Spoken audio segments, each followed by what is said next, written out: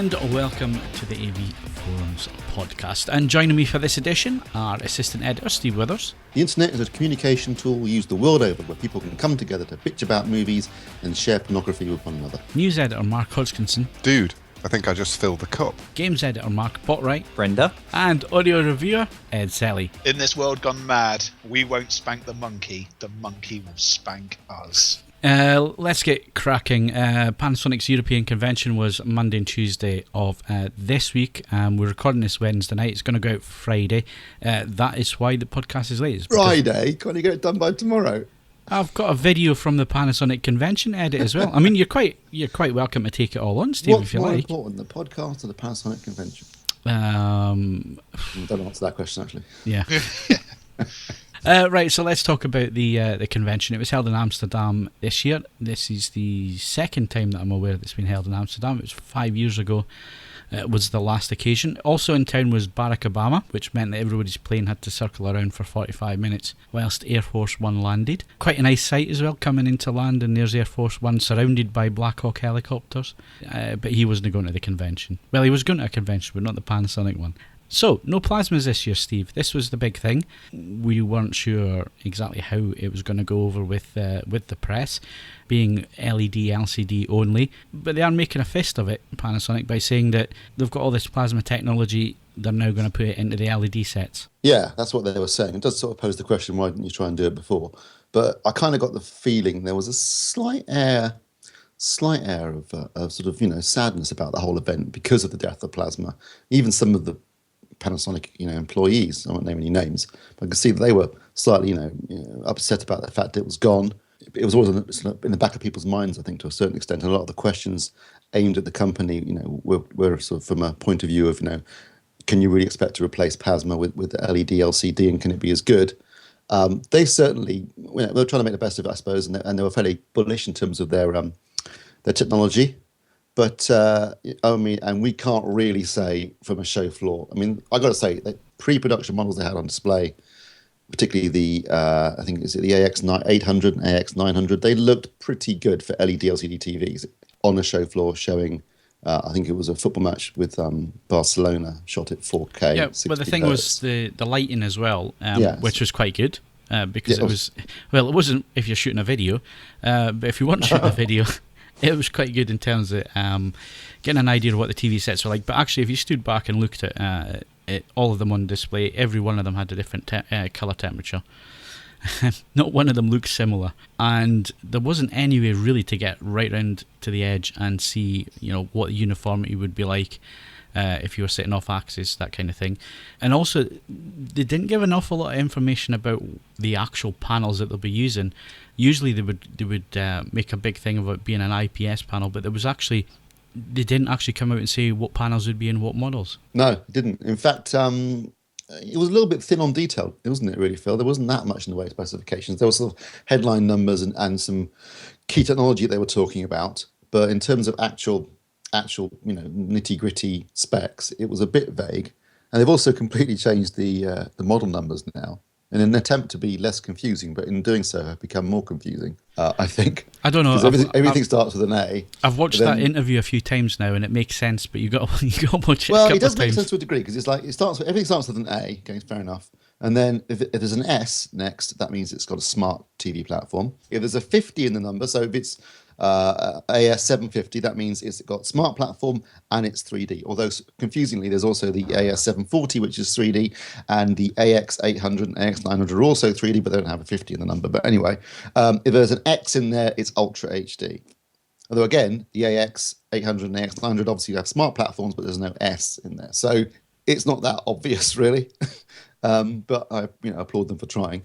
At least it makes a change having to say VT and ZT and UT. But we were having this conversation at dinner, and we were talking about the model numbers and so on. Really, why don't they give them names? I mean, I don't mean like Dave or Susan, but why don't they give them names? Because if I was to say LG Scarlett, everybody knows what TV that is and what it looked like. But that's the only one that's ever come out with an actual name. No, I'm actually a bit of a fan of names. In fact, I remember years ago that the Sony VW100 before it was launched, everyone used to refer to it as the Ruby. I don't think it was ever actually officially called that, but everyone called it that, and I still call it the Ruby, even though it's technically the VPL VW100. The code name for the VW1000 was the Valkyrie. F***ing brilliant name for a projector. They should have just called it the Sony Valkyrie. Absolutely fantastic. But you're right. It's a cool word, but it has absolutely. Let's face it, the Valkyries of mythology have nothing in common with a plastic box that spews light out. So what? Well, I don't know. That matters. I mean, Argus. That's pretty cool. Obviously, a bit too close to Argos, but thing with 1,000 eyes that saw everything and saw into the darkest corners and darkest recesses. Yeah, that would have been cool. Valkyrie, what? Big-titted woman. I mean, I know why it appeals to you, Steve, again, but it has no actual connotation to projectors at all. Sorry, Ed, you've utterly failed to convince me with that argument. You made me think I'm more right than I thought I was at the beginning of this conversation. Of course, their argument would be, well, we use Bravia, we use Viera, and we use Arcos and that kind of thing. But, sorry, Aquas. Is it Aquas or Arquas? Or? Aquos. Aquos. I always said Aquos. Aquos. But yeah, I think that made total sense. Well, certainly did to everybody that was around that table. That would be a better way of naming the TVs, and then it's far easier. I mean, yes, we had Kuro, but then you had a few models that came under that name as well, so that's kind of the same as Viera, so it doesn't really make sense that way. And I'm sure they could come up with some fabulous names. Yeah, I think that's the problem, though, isn't it? It's trying to come up with names year in, year out for the whole model lineup. I mean, there's lots of different. How many models do they have on display? There was quite a few there. I'd still buy the Panasonic Dave. I don't know. You got to think more like 50s American. The Eagle thrust. The Edsel. Well, that was obviously a bit of a failure, but the Thunderbird, things like that, or the Eye Melter, the Sasquatch. I mean, it's fairly common in terms of cars, isn't it? Most cars, a lot of cars have names, not all, I suppose, but here's a fairly common practice there. So anyway, Panasonic, in an attempt to make things simpler, I think have made things slightly more complicated. At least the numbers follow, though. If it's a 9, it's better than an 8, or in theory, a 7 or a 6 and a 5. That's true, yeah. Whereas the letters just look at the numbers. Follow any logic at all, did they? No. I assume next year it'll be B, C, and so they're a bit Samsungish, aren't they? The model numbers, I feel. So in terms of picture quality, not a lot we can say because, like I say, they all look slightly different. I only mentioned it, Phil, because people are going to ask, aren't they? Yeah, of course, yeah. An answer is still at Tokyo on a show floor, but that's no judge of any performance. Exactly. In terms of design, very LG looking. Some of the stands that were there, certainly on the 1080p models, the main stand that tends to run through the range is very much like the old LG Square job before they went to the... I would say the design was very generic. Yeah. Across the board, it was very generic. There was nothing about aside from some of the tech they were talking about behind the scenes, which sounded quite interesting. The actual lineup itself was just cookie cutter, generic. It could have been any manufacturer. It could have been LG, could have been Samsung. Well, actually not Samsung because they tend to be quite flashy. But there was nothing in there that really stood out or caught my eye or made me think I really want that in my lounge. And this is going to be a problem for Panasonic because with Plasma they had a niche of their own. Yes, it was a small sector of the market, but they had it all to themselves really.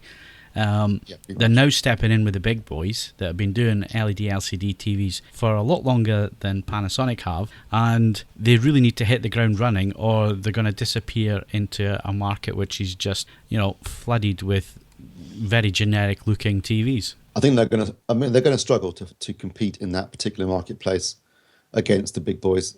I genuinely do, because it's such a saturated marketplace, and people like Samsung and LG have such a stranglehold on it at the moment that to break into that market, which is what they're effectively trying to break into a new market now.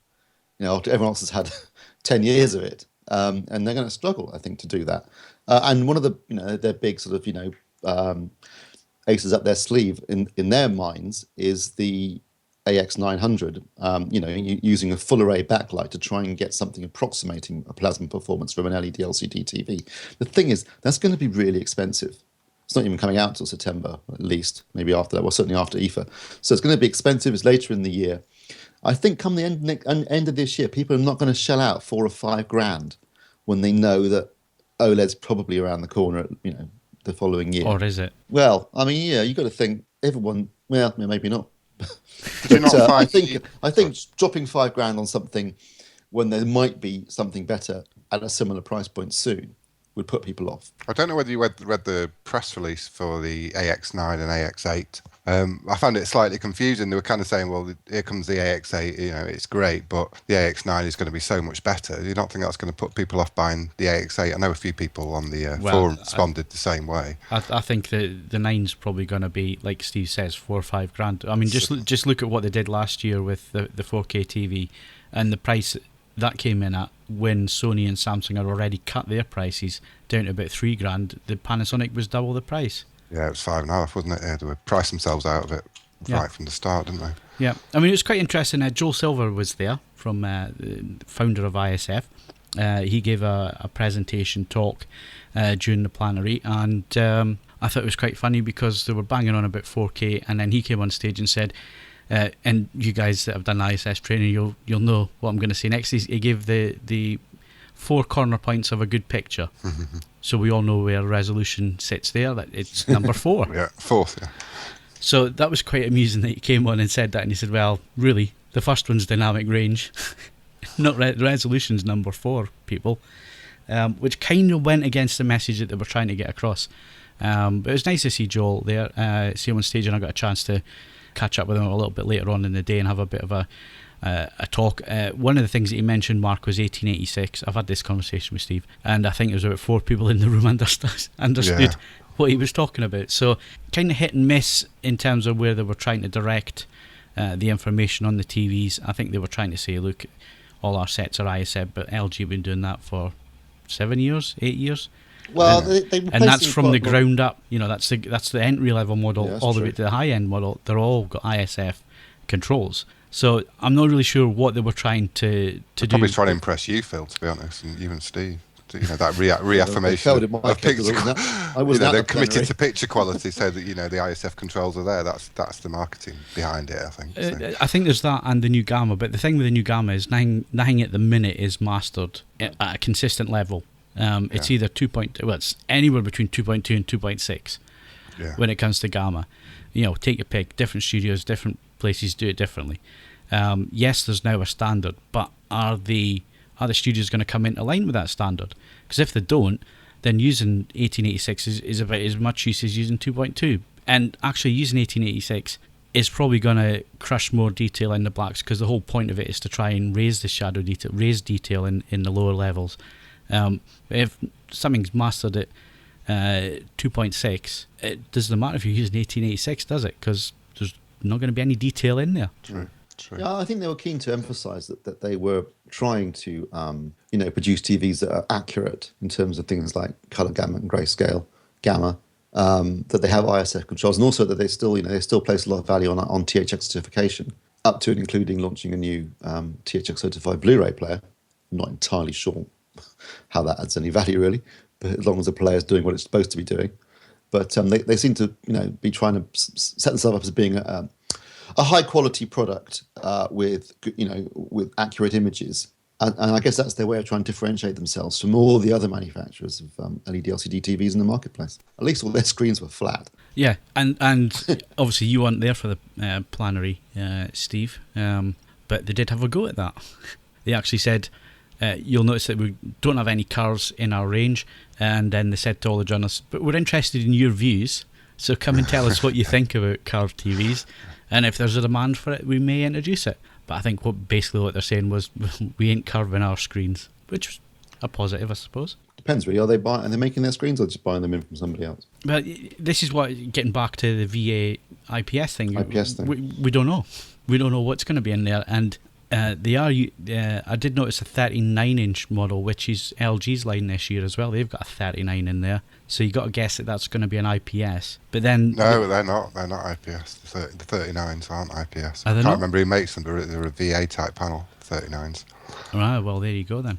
So it could be decent blacks. I mean, just looking at the other two Sonys you've reviewed so far, Mark, it seems as if there's a lot of disparity between the panels, depending on models, on screen sizes. Yeah. Now that a lot of manufacturers are, there's only just 2 or 3 major panel manufacturers, and it looks like a lot of the TV companies are just shipping them in from third-party vendors, and therefore you're getting, different panels on different screen sizes within the same model. Although talking about the curve, the only OLED that they did show was curved. Or as they put it, curves both ways, which I always found quite amusing.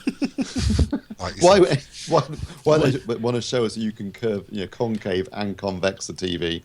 Display. Concave? Advertising displays. So, yeah. But that's irrelevant to consumer. Yeah, it's irrelevant, but the professional goes hand in hand with consumer. Whatever's professional usually goes across the consumer. So I just wish they get on and make some OLED TVs. Yeah, but off the record, I'm not even sure if I can say it, but off the record, they are having issues. I think everybody's having issues. So it still looks like the Holy Grail OLED is probably still another 2 years away, with what we've been told. So Panasonic, there's an RGB printing method, and then there's obviously Samsung who use RGB, and it looks like the only one currently doesn't seem to be having as many difficulties as the others is LG who use white OLED. So maybe they were correct to go that way in the first place. We'll see this year. I mean, obviously they promised things before when they haven't shown up. So moving on from the TVs, there was other things on show, because Panasonic don't just make TVs. Audio systems, home AV, lots and lots of sound bars. Some are UK only. You know what a sound bar looks like. Basically, they had a lineup of them. They had a lineup of a couple of tall boy home cinema systems. So top of the range came with stands. Mid-range, you'd have to add stands for the speakers or set them at the side of the TV. I'm trying to think what else. Oh, they had their version of Sonos. I think everybody's doing Sonos now, and Sonos seem to be doing really well for themselves. Lots of TV advertising, I've noticed, Ed, for the Sonos systems. There's scurrilous rumours that they might be in danger of actually making a profit sooner or later. So good luck to them with that. But yeah, everyone wants a piece of the action, and nobody else is doing, as you say, TV spots and the sort of level of consistent coverage that Sonos are. So even if they are technically better, and I wish them all the best, I don't know if they're going to topple the incumbent who's got the money to spend, got the investment behind it. So we'll see how it goes. They did have headphones, but no new models were announced at the convention. I'm trying to think what else there was, Steve. White goods, obviously. So they got the washing machines and cookers and so on. One area which we didn't venture into. And that was about it. I mean, the only other product that I was really excited about was the GH4, which is their mirrorless DSLR camera, which now is 4K capable and very capable. So it's based on the GH3, if you're familiar with that. New sensor in there, obviously, for the 4K video. 100 megabits per second, which is double the broadcast standard of 50, and it would even do 200 megabits per second in HD. So looks like being a cracking little camera, one which price wise as well, body only was £1,300, kit form with the 14 to 140 lens was 1,700. So Canon don't have a 4K video functionality, and they're loved by the professionals. So it could be that Panasonic can cut themselves a nice little niche in that market looking at that product. And that was about the only one that genuinely I thought was a bit innovating looking around everything else. It was the only one that really sort of I'd go and spend money on. And I guess, Steve, that kind of wraps up the Panasonic convention. And something that I took away from it was, well, yes, it all looks interesting, but there's nothing there that really sort of blew me away, and I thought, well, that's going to be a game changer. Unlike last year when we came away, and the year before when we came away genuinely excited about certainly the TVs that they were releasing. I'm a bit meh this time around. Yeah, it's true. There was definitely a dearth of innovation. Although in all fairness to Panasonic, that applies to a lot of the manufacturers at the moment. I don't think we came away from CES particularly enthused, did we? Nothing really particularly earth-shattering. I was just glad I came away from that show alive.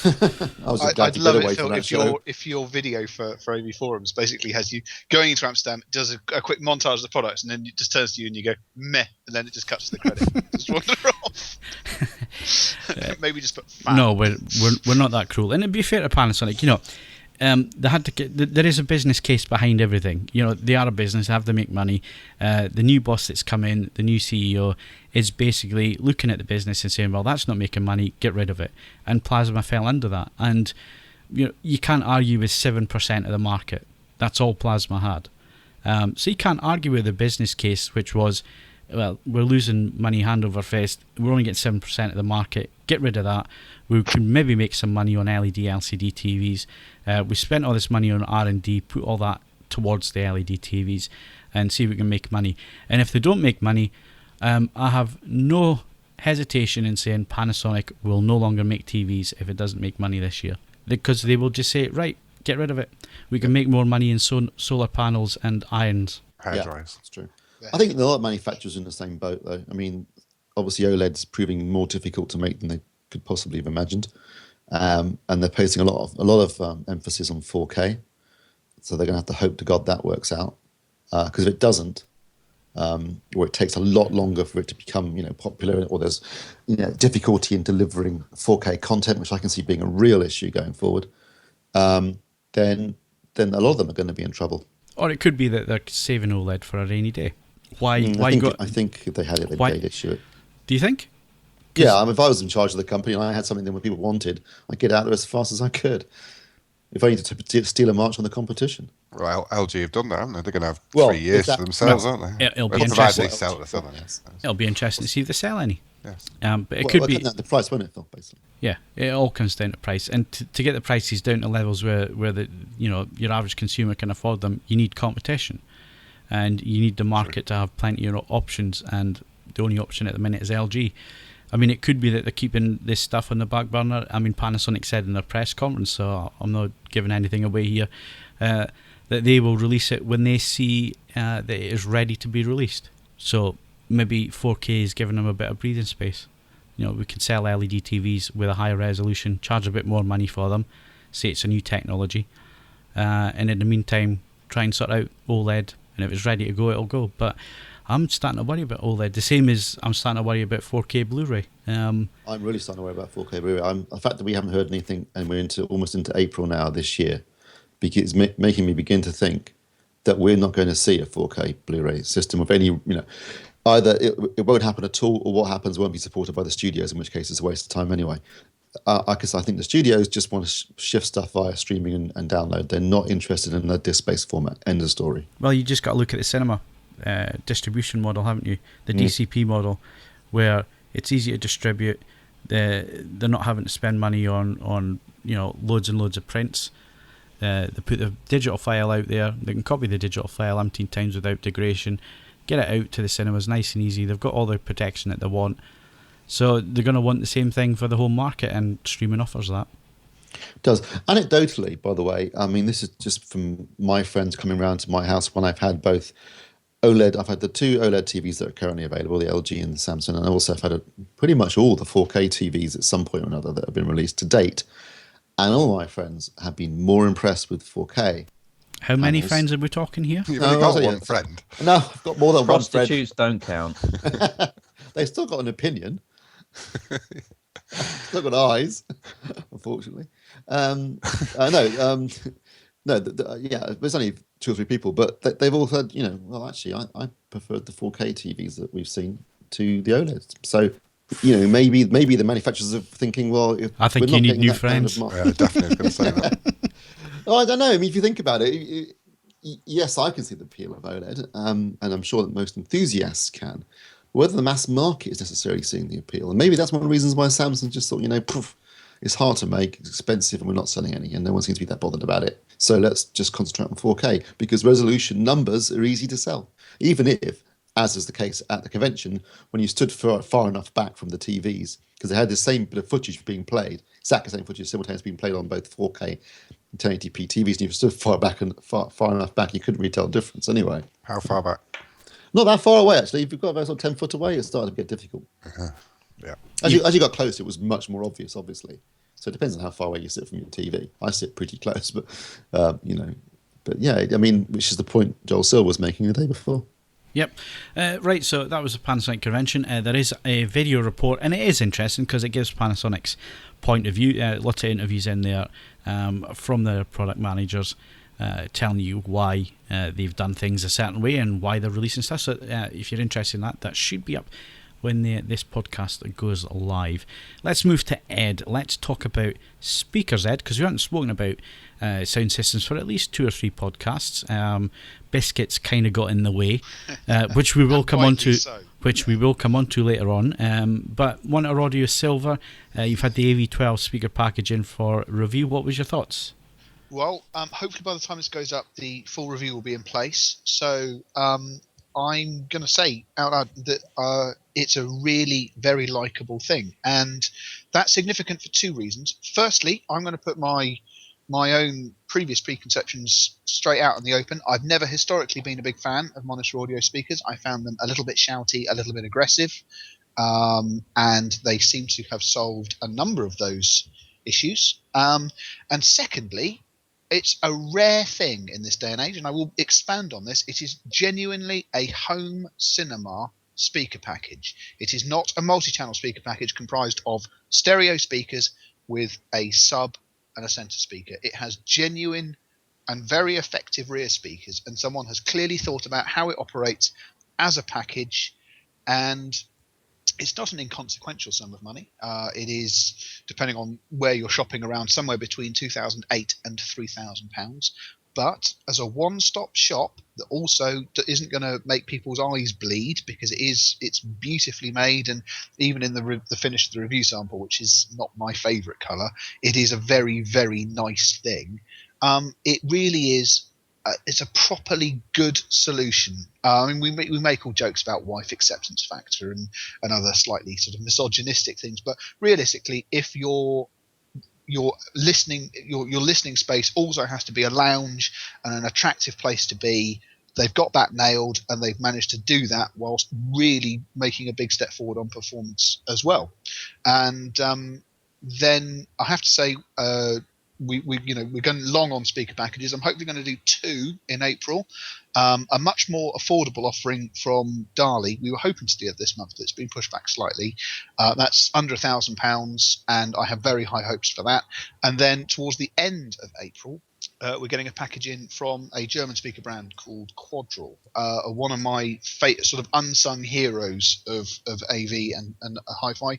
They do some incredible things, and they do it in a very quiet and modest way, and I have very high expectations for that as well.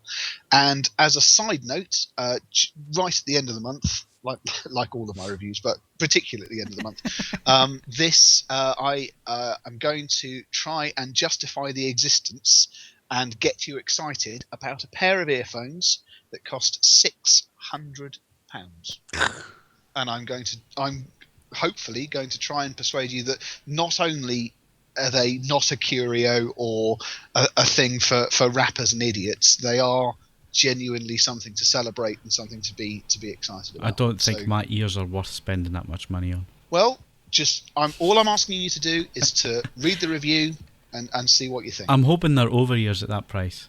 No, they're in ears. Oh, Jesus. Yeah, I can't wear ears. They just hurt me. No, I can't do it. Sorry. No can do. Well, just hear me out. All I'm asking for is 10 minutes of your time. You can read the review and you can make a decision. This is not a marketing puff exercise. I literally earlier today, in fact, I spent an hour on the phone being solemnly talked to by technical types and why they'd done it that way and all the bits that gone into it. A serious amount of time and effort has gone into some tiny earphones, and I never thought I'd say it, but I see the point. So hopefully I can try. Yeah, but you're the type of guy that spends that type of money on a jacket and a pram or a record. Well, all right. Just as I say, just hear me out. Just wait until the review goes up, and you can all make your own decisions. And feel free to comment and roundly mock me at the end of it. It all gets the numbers up. I'm water off a duck's back for me. But I'm much less. I mean, I thought they were going to be good but preposterous. I honestly. My gut feeling is, and my thoughts on this are that if you are one of the people that spends their life commuting by public transport and you spend more time listening to a portable device than you do your home hi-fi, you realistically ought to prioritise something like this above home speakers. So will it make the AVForums podcast sound any better, Ed? I don't know. I mean, I use my ultra classy Logitech sort of Skype headset, which has this sort of dynamic range you associate with those funny beige Fisher-Price tape recorders from my childhood. So, but they don't have a the Sennheisers don't have a microphone on them, so no, I couldn't use them for the podcast even if I wanted to. Okay, just to wrap up on hardware, the Sony W955 HD TV and the Samsung HU8500 UHD TV, they have been reviewed by Mark and Steve, and they are on the site now. So if you want more information on those, we were going to discuss them, but we're running short on time. Then the reviews are up on the site. Go and have a look at them, because I think at least one of them is an absolute corker, but I'm not going to say which one. Go and read the reviews. I'll give you my review on the W9 if you like. Meh. There you go. Oh, you just spoiled it. I was trying to sell it there, so they're going to read both reviews, Mark. Now they're just going to beautifully written. Not unless you beautifully written, my arse. So that wraps up the hardware. We'll be back in a sec with games news.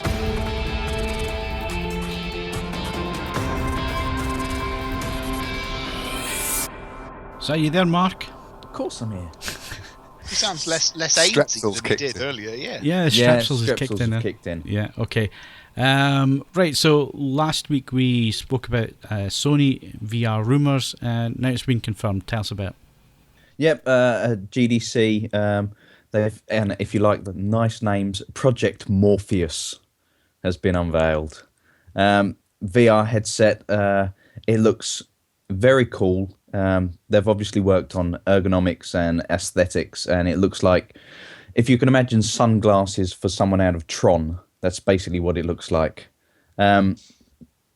Obviously, at the moment with Oculus Rift in the news, there's very much this sense of a brewing competition who's first to get into the VR space. It's going to offer 360-degree rotation. It'll use the PlayStation camera for head tracking. You'll have inertial sensors, accelerometer and gyroscope, and compatible with the Move controller. They showed off a couple of demos, one a castle-based one, the other one that you would kind of assume most VR tech demos tend to use at some point, which is underwater. There was a shark cage that looked very impressive. It can even pick up, they showed them, you had to stand up for them, and so you could even squat and it could tell when you were bobbing up and down and things like that. Differences though to Oculus Rift, LCD screen rather than OLED. You're going to get 960 by 1080 for each eye, slightly narrower field of vision, they think. But other than that, it just looks like it's going to be as you'd expect from Sony, plug and play. They want it working with the PS4, and thus far the only word on release date is not 2014, and it won't cost $1,000 like some of their head-mounted displays have done. But this seems much less of a kind of prima donna type product just out there for the sake of kudos and something that they actually want everyone to hook up to their PS4s. Does it need to be good looking if you're just going to be sitting in your bedroom with them? Yeah, I think to shift in the first place, definitely. Yeah, no, they have to. If you're buying a VR headset, it has to look cool, because someone will be watching you make an absolute idiot of yourself anyway. Speak for yourself, Mark. But yeah, also today they announced Project Cars will be compatible with Project Morpheus. So that's one of the things that you would assume would translate perhaps easier to a VR experience, which is a cockpit view. They showed off a GDC Eve Valkyrie, which is a space shooter. So that kind of thing where you're tethered, because it's usually things like movement that end up causing people some kind of a bit of a problem with motion sickness and the like. So they're working very much on the motion sickness and blur side of things with trying to get it to low latency, high frame rate. And I suppose now's the best time, because the technology with things like the mobile market, screens and the like, have finally hit the price point where you could manufacture something like this in bulk and be able to get it out at a reasonable price point. I actually had a chance to play with Epson's glasses last week. They announced them last week, I think, and they're kind of a cross between a VR head unit and Google Glass. But they work quite well. Quite impressive. There was a couple of games on the device already loaded, and when you moved your head around, you were looking around in 3-dimensional space. It was really quite cool. So I think those kind of enhanced, what do they call them, Mark? Augmented reality. Thank you. Augmented reality games, yes. Could be quite fun with these.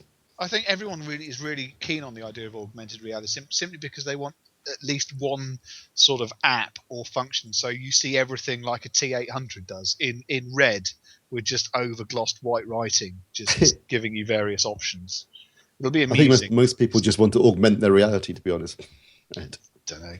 The only one of those that I've seen that actually was genuinely useful, especially if you were a tourist, was the augmented reality London Underground navigator, where you could stand at any point inside of Zone 3 in London, just hold the phone up with the camera, and then it overlaid distances to various tube stations just instantly, and that was really clever. But other than that, it's all sort of window dressing for me. But so is it going to be a success, Mark? I mean, we've been joking on there, but in all seriousness, is it going to be something which you think is going to capture the imagination of gamers? Yes, very much so. Simply because, I mean, they've got the studios.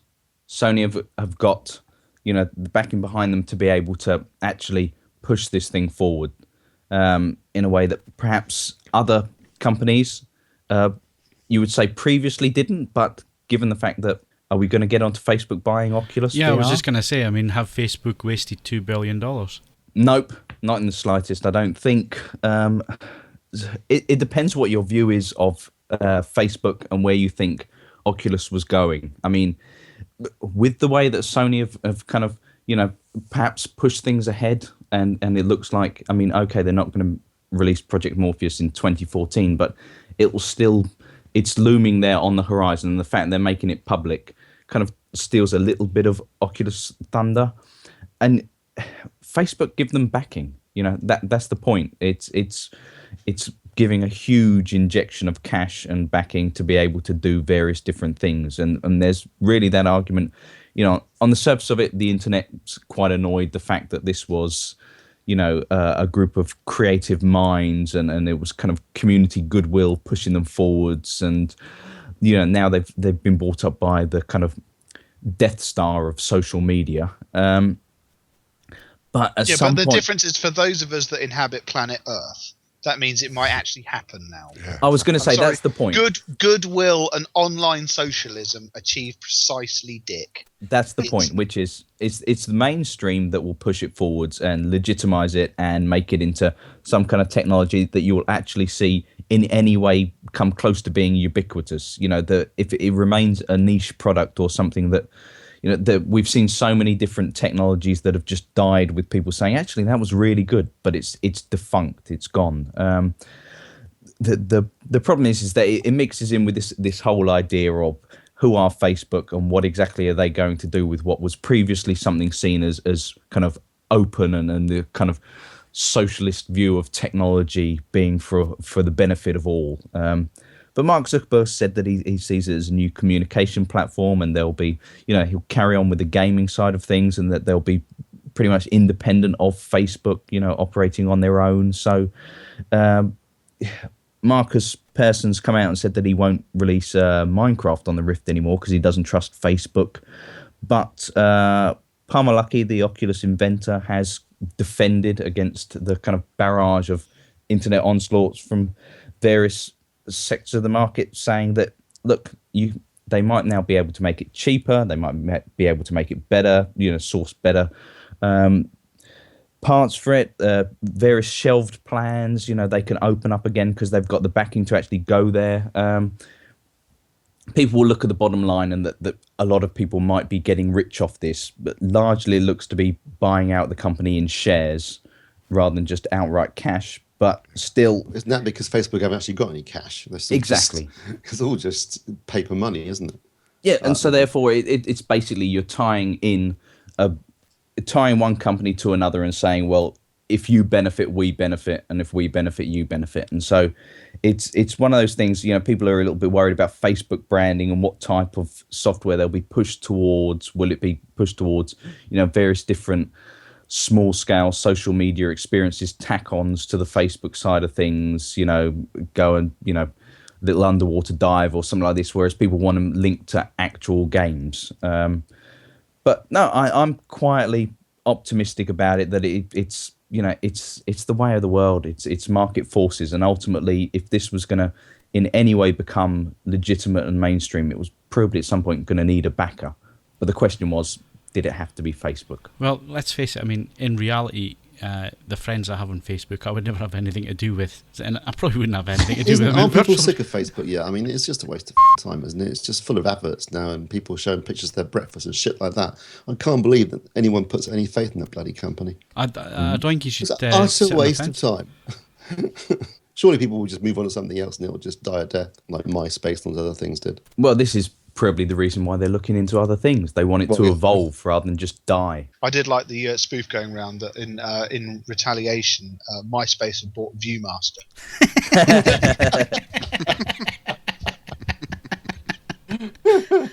Oh, very good. You don't sound at all like yourself, Mark. That's another person on this call. What? Because of the cold? Yeah. What have you done with Botwright? Where is he? This bloke's interesting and quite funny. What the hell's going on? He's overdosed on strepsils, out of date crisps and painkillers. Any more news to talk about, Mark, in terms of games? No. Okay. Okay. Right. Well, I think with you being ill, we won't push your voice any further. So that wraps up games. We'll be back in a sec with movies.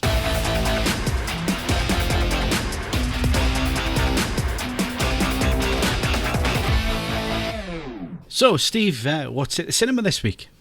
At the cinema this week was Labor Day and also A Long Way Down, neither of which I've seen because I couldn't be asked to go to the cinema this week, and also I was in Amsterdam, so I didn't have time. So this week there is no What's at the Cinema, Steve. You'll probably be glad to hear.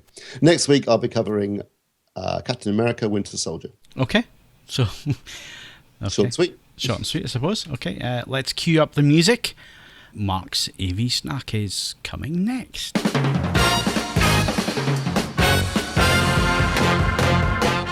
Well, you asked me, you charged me with coming up with something Dutch themed. Now, their cuisine, I have to say, isn't the best. So I'm going to keep it simple, again, because I know how rubbish most of you are in the kitchen. And we'll go for pancakes, but the Dutch pancake. Actually, I'm not particularly a fan of Dutch pancakes, but hey. We'll go with it. So what's the difference? Is this one? This one's they have baking powder. They have baking powder. Yeah, they have the very flat. You add a bit of hash to it, don't you? Basically. Yeah, you had a load of skunk into the. No, Red eye pancake. that's optional. But I think the basic difference is they put baking powder in, so they puff up a bit. Which I'm not really a big fan of, and it gives you terrible wind. But hey. You're really selling this. I am selling this. I think these will be quite tasty. It's bacon and apple pancakes because they've got a very sweet tooth to Dutch. I'm not sure why. Possibly because they spend too much time in coffee shops. Probably because they've always got the munchies. Yeah, exactly. So we need flour. You need the baking powder. I'll give you quantities. Shit. Say 5 ounces of flour. You're just making this. No, up. Yeah, I don't know. I don't. Pulling it out of your arse. A quarter of a teaspoon of baking powder, pinch of salt, some milk, about half a pint of milk, an egg, a teaspoon of melted butter, a teaspoon of oil, and then you'll need bacon and apples sliced. So mix your flour, baking powder, and salt in a little bit. Drop a bit of milk in and make a paste out of it. And once that's all smooth, add in the rest of the milk and just gradually whisk in. Add in the egg, and I think that'll be it for that mixture. Then in a pan, I would use butter, but you can use oil if you really want. Get it really, really hot. Very, very non-stick pan, your best pan. Otherwise, you end up with disaster. Just ladle in, it depends what the size it is, but just a thin coating on the bottom of your pan. Just take it off the heat while you're sort of manipulating your wrist. I can't, while you're wanking it around to get a thin covering. Stick it back on the heat. I don't flip. I use a palette knife myself and just scoop it up. Are we still talking about cooking now? Honestly, flip it over, cut the other side. You cook about that mixture will make about 8, 10 maybe, something like that. And then just keep them to one side, and then whack in your bacon. Fry that till crisp. Put that to one side. Fry your apples in the bacon fat. That's very important. And then once all that's done, just put your pancakes back into a dry pan. Slap in the bacon, slap in the apple, drizzle with maple syrup, and that's it. Serve it open. And that's a very Whenever Dutch anyone thing. talks about pancakes, I always want to try and replicate the scene in Uncle Buck where he makes the ones using a snow shovel. That's just. I'm not sure that would work, No, probably not. Can I just do my best just to augment and upend the Dutch, as Mark? I think Mark is justified in saying it's a bit of a limited cuisine set. Northern European, it's all very heavily meat based. Doesn't do well for snacking. But when I was a kid, we used to live in Germany, and it was about 45 minutes to the Dutch border. And there's a little town called Enschede, and it had a market every Sunday. And one of the stalls that was there, and it was there without fail, week in, week out, they used to sell loads and loads of mushrooms, and not the Amsterdam type of mushrooms, I mean good eating mushrooms. And they used to sell beer battered oyster mushrooms that had been deep fried in goose fat. Whilst I have absolutely no doubt that each mushroom was 1,000,000 calories, they were absolutely sensational. If you have no fear of burning yourself horribly, I think that there's a lot to be said for that. It could probably be properly awesome. Well, to make beer batter, I can give you a quick recipe for that. You just go for it. You need to use it's just beer and flour. Beer. You want it ice cold as well, so it makes it even crispier. So if I have some chemical reason that's beyond me, but if you get your beer ice cold, just a bowl of flour, and then just keep pouring in and whisking until it's smooth and batter-like. That makes a fantastic batter, which you can use on not just mushrooms, anything. Good stuff. Just like to say, I love the way that Mark said, your best frying pan, as if to think we've got more than one. That's exactly what I was thinking. I've only got one frying pan. I've got a frying pan.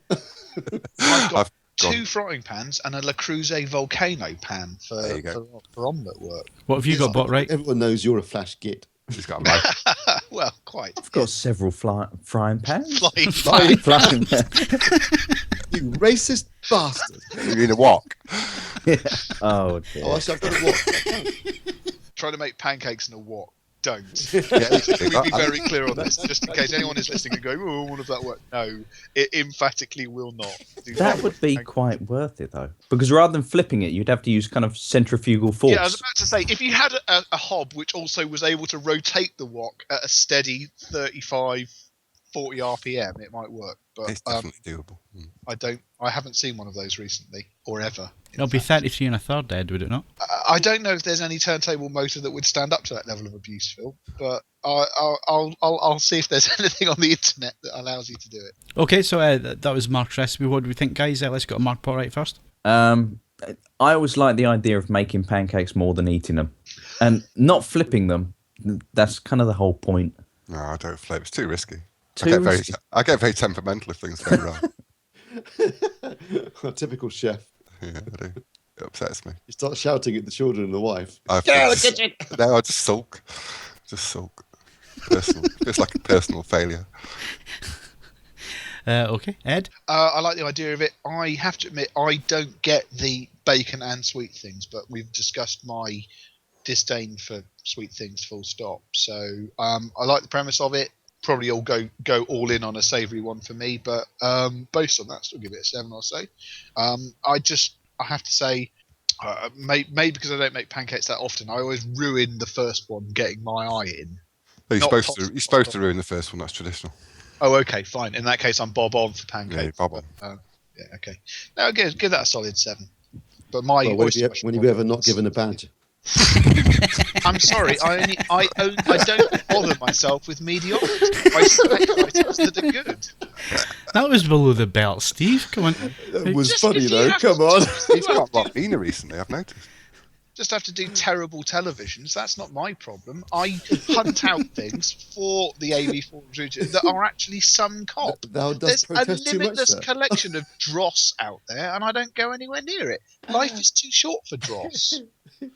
You know, one of these days we're going to do. We're going to do a 2-hour podcast one week where it's just going to be all the things Ed hates. And I don't even think 2 hours would be long enough. It's not enough. You have to be a 4-parter. Well, I've got to say, I've got no interest, Mark. I'm sure it's nice for those that like pancakes, but I don't like pancakes, so not for me. You don't like anything, Phil. You're a fussy bloody eater. I like the pancakes, Mark, but like Ed, I'm not totally convinced on the idea of mixing. I love a bacon, by the way, but I don't. No, honestly, bacon and maple syrup is really nice. I'm happy with it. Sweet and bacon. No way. No. Yeah. But I don't mind eating a massive pile of bacon. I mean, the whole pancakes of breakfast thing, North America is emphatically wrong on that, full stop. That's never appealed to me. All the times I've been to the States and been for breakfast, and no, it's never appealed to me. That comes from the Dutch. It comes from I'm sure that comes from the Dutch influence in America. I only eat pancakes on Pancake Day, basically. Yeah, so do I, to be fair. I usually eat them the day after because I forget. Well, that is true, because it's a movie. Someone always says, "Oh, today was Pancake Day," and you say, "Oh, I'm not going to be bothered now."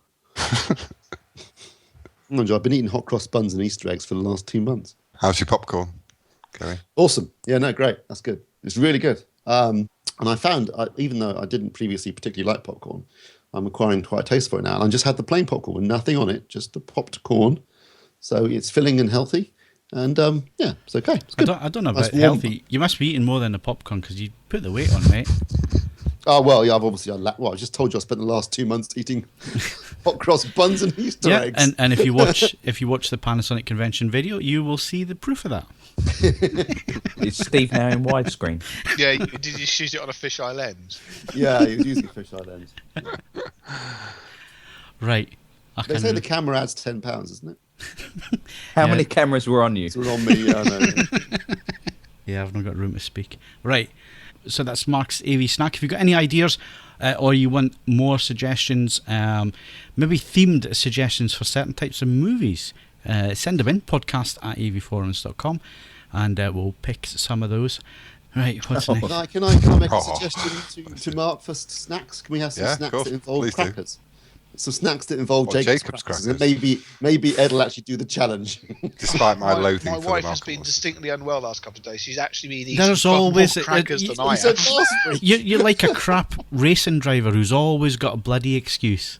I know. No, I don't have any excuse. I'm just shit. But well, one of the forum members has beat you to it, and he did 4 crackers in 2 minutes. And there is video proof there as well on the thread for the podcast if you haven't seen it. It's extended. A big shout out to Andy, or Vizim as he's known on the forum, because although it looks like he is not enjoying the process. And I'm pretty sure he was storing some of those crackers in his cheeks.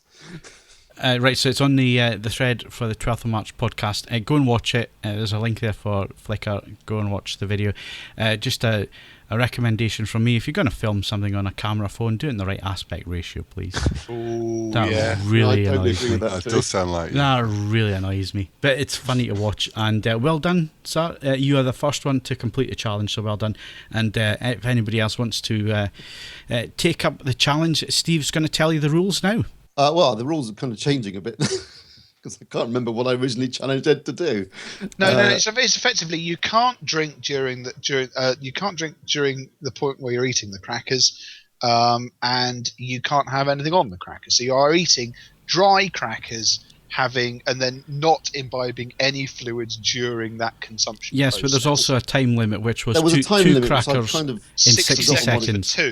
And 60 seconds for 2, so this guy's done 4. It's the equivalent of the 200 metres. Yeah, so he's doubled it. Done a longer. He's doubled it. But I think basically someone should try and beat 4 in 2 minutes, then beat Andy's record. Okay, well, he set the benchmark, so there you go. There's your benchmark, Ed. Expect a video next week. It is the end of the month. That's when you get everything done, so I'm expecting to get it done. All right, okay. Right, we're going to start some sort of cracker arms race now. People are going to be doing whole packets of them, killing themselves. dehydrated. Well, let's face it. You know, this is an easy challenge. We could go like some of them have on the internet. I mean, what's the next one, Ed? Was it chilies? Teaspoon of cinnamon is a guaranteed one-stop shop for throwing your guts up. Yeah. Well, we don't want to kill the forum members. You know. Eating wasabi, and by that I don't mean the dyed horseradish. Actual fresh Japanese fresh wasabi. That's just brutal. Madness. And vinegar drinking is always a good one if you're up for a volume-based challenge. I can do that. I did that at school. I won £5 back when £5 was quite something, because I drank an entire bottle of Sarson's malt vinegar and managed to keep it down for 90 seconds. Not that much longer after 90 seconds, I've got to be honest. Yeah, I don't think we want videos of people puking up, Ed. Let's not go that far. I don't know. I was just simply listing the options available to you. If all else fails, Scotch bonnet eating is hilarious and only rarely winds up with you going to casualty. All right. What about Scotch egg eating? There's a good one. I love Scotch egg. Yeah, that's one I'll happily take part in. That's more of a man versus food thing, though, isn't it? Yeah, it is a bit. But if it's a proper Scotch egg, it is so dry that is a challenge. Really is. No. Well, Mark, how do they make Mark H? How do they make those? You know, when you go to some quite posh pubs, they have Scotch eggs where the egg's still runny and warm inside. How do they do that? We just you would how big an egg? You took like a quail's egg kind of size. You can do it. I was too busy eating them to pay any attention to that. You do a 2 minute. You do a 2 minute soft boil, then put it into cold water, and then it goes in from exactly. there. Yeah, put it into freezing water. Put it and then wrap it in your sausage meat, breadcrumb it, and then whack it in your fryer, and it'll start to melt the yolk. So you don't cook your egg through. You cook the heat from the deep fat fryer will start to make the yolk cooked. It's magic. It's like when you put a Mars bar in batter and put it in a deep fat fryer. It's a bit like that. It doesn't melt. No, batter. You can stick your fingers in batter and then stick it in a deep fat fryer and you won't burn yourself. I'm not advising people how to do that. That's it. That's it. The lawsuits flying in now. That's it. That's a new challenge. Dip your hand in batter and then shove it in a deep fat fryer. I've done it many a time. just for kicks. Stumps Hodgkinson. You see my typing. That does explain a lot, Mark. Right, okay. Bombshell. So that wraps up the snack segment. Just very quickly, because we are well over time now. Blu-rays released this week. Philomena, Saving Mr. Banks, Don John, and the turkey that is Diana. I'm going to guess that Saving Mr. Banks is probably, and Philomena are probably the two to pick out of there. Steve? Yeah, I haven't actually seen Philomena. Saving Mr. Banks is great. I thoroughly recommend it. I thought it was really, really good. Apparently Don John's quite good. Kaz's review is up already. Might be worth checking out. And avoid Dan like the plague. So that's it for the AVForums podcast this week. Thanks very much for listening, and I just need to thank Steve Withers. No, sir. 1082 is disappearing a dead hooker from Ben Affleck's trailer. Mark Hodgkinson. Who let the cats out? Mark Botwright. Just like Winnie the Pooh. And Ed Selley. Ladies. Jay and Silent Barber in his house. And don't forget, you can follow us on Twitter and Facebook. Bookmark AVForums for the latest reviews, news and video. Plus, you can leave us a rating on iTunes if you enjoyed the show. I'm Phil Hinton. Thanks very much for listening, and we'll see you again next Wednesday.